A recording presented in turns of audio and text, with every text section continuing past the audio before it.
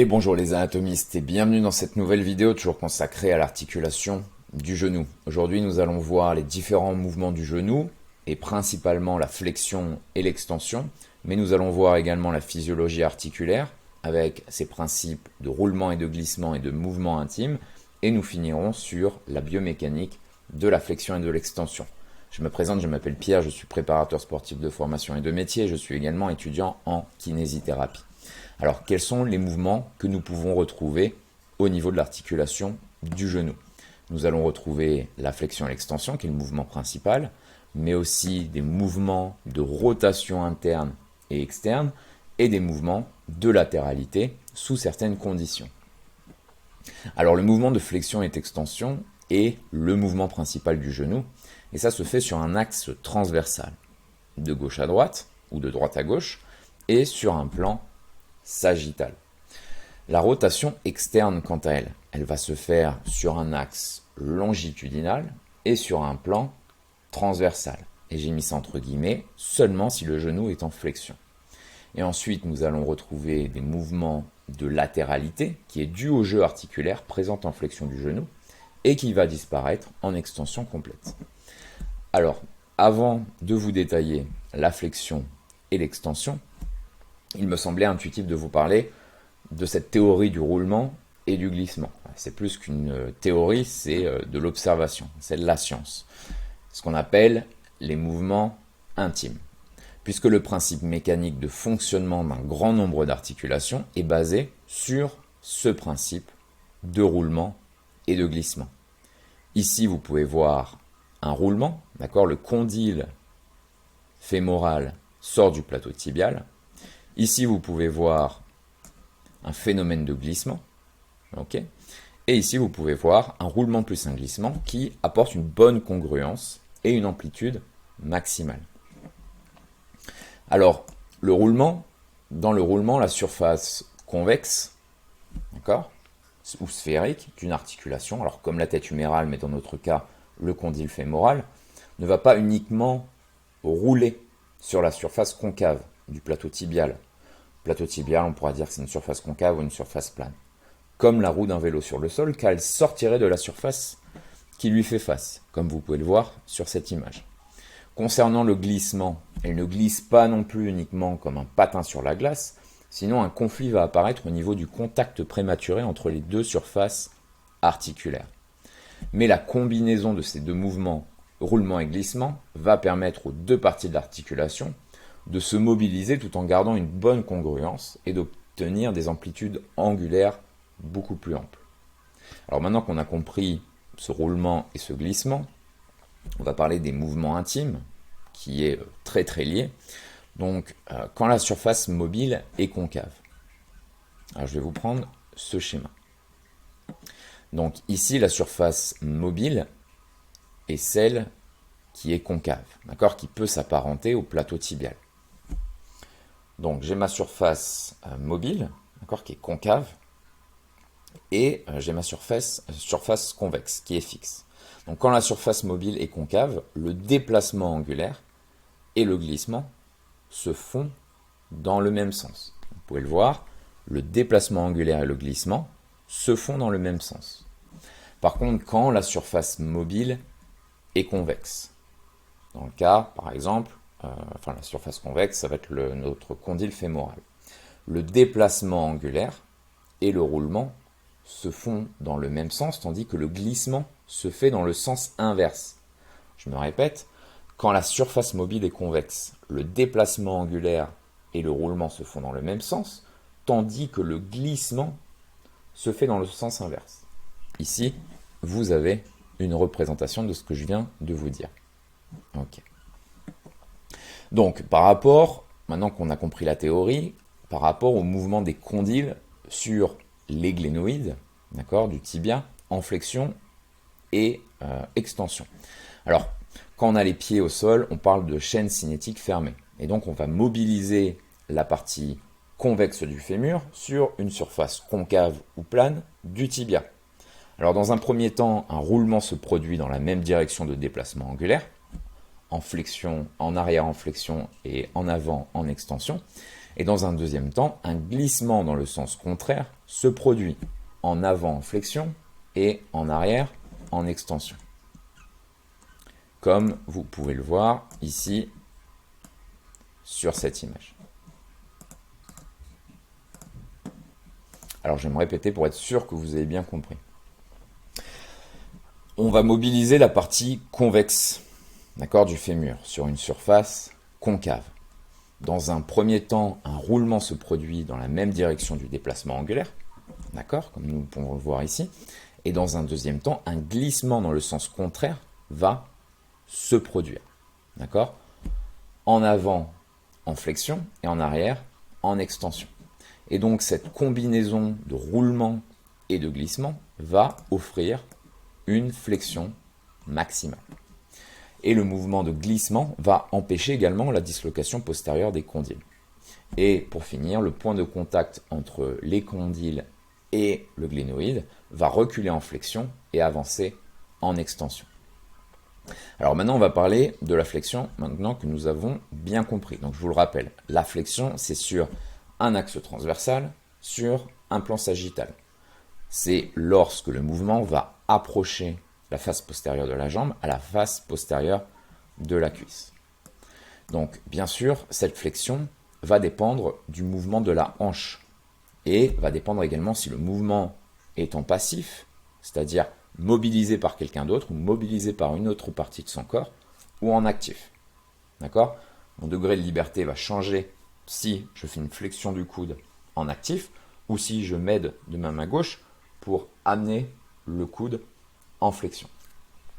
Alors dans la flexion du genou en mouvement actif, on va retrouver environ 120 degrés de flexion avec une hanche en extension. Pourquoi ? Parce qu'on va avoir une faible efficacité des ischio-jambiers et une tension du muscle droit. Avec une hanche en flexion, on va retrouver plus de degrés de liberté, c'est-à-dire 140 degrés. Donc ça, c'est pour les mouvements actifs. Et dans un mouvement passif, où je vais venir mobiliser moi-même mon articulation, ou si un médecin ou un kiné va venir mobiliser l'articulation du patient, évidemment, je vais avoir beaucoup plus d'amplitude articulaire. Alors, on va reparler de la physiologie articulaire. Alors, en flexion, qu'est-ce qui se passe ? Au niveau des condyles. Donc, je vous rappelle, ici, nous avons nos condyles. Donc, on va avoir en flexion un roulement du devant vers l'arrière et un glissement de l'arrière vers l'avant. Un roulement du devant vers l'arrière, d'accord, et un glissement de l'arrière vers l'avant. Au niveau des ménisques, eux, ils vont se déplacer vers l'arrière, puisque les ménisques vont suivre le déplacement du point de contact des condyles fémoraux sur le plateau tibial. Ils vont suivre le mouvement. Le ménisque latéral va reculer plus et va plus se déformer que le ménisque interne. Le ménisque interne, lui, va reculer parce qu'il y a une tension de l'expansion des muscles semi-membraneux, comme nous avions vu dans la précédente vidéo, et une tension au niveau des fibres du ligament croisé antérieur qui va s'attacher sur la corne antérieure. Le ménisque externe recule parce qu'il y a une expansion, nous l'avions vu, du muscle poplité. Alors, quelles sont les limites à la flexion ? Nous allons retrouver le ligament croisé postérieur, d'accord, puisqu'il va se tendre lors de la flexion. Voilà pourquoi il constitue un frein ligamentaire à la flexion. Et bien sûr, aussi les plans musculaires, comme par exemple le contact direct entre les faces postérieures de la cuisse et de la jambe. Alors, quels sont les muscles qui participent à la flexion du genou ? On va retrouver des muscles principaux, comme le biceps fémoral, le semi-tendineux et le semi-membraneux, qui appartiennent à ce groupe musculaire des ischio-jambiers.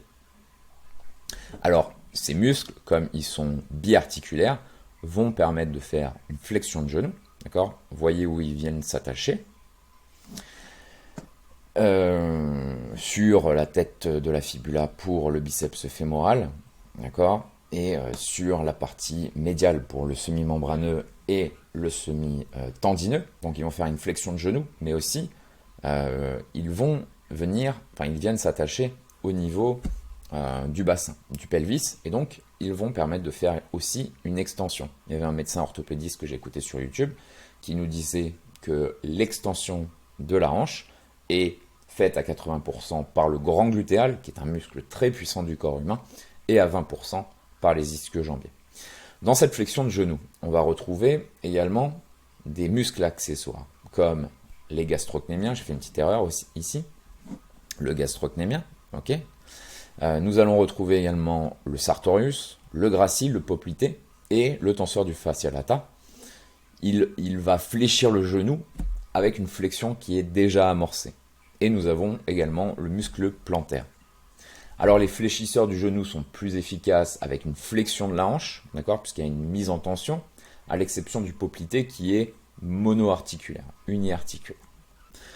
Maintenant, l'extension du genou. Donc, comme la flexion, ça se déroule sur un axe transversal, sur un plan sagittal, et ça consiste à éloigner la face postérieure de la cuisse, de la jambe, à la face postérieure de la cuisse. D'accord ? Et cette extension représente une position anatomique. On pourra également retrouver une hyperextension physiologique de 5 à 10 degrés. Et on pourra retrouver une extension exagérée de type pathologique. On parlera du genu recurvatum. J'aurai l'occasion d'en parler dans les prochaines vidéos. L'amplitude de l'extension est plus grande avec l'extension de la hanche. L'amplitude d'extension du genou est plus grande avec une extension de la hanche. En flexion de la hanche, il y a un désavantage mécanique du droit antérieur et des ischio-jambiers qui sont légèrement étirés. Alors au niveau de la physiologie articulaire, un peu le même principe que la flexion. Donc vous avez les condyles qui vont rouler de l'arrière vers l'avant et qui vont glisser de l'avant vers l'arrière. D'accord ? Ils roulent de l'arrière vers l'avant et ils vont glisser de l'avant vers l'arrière.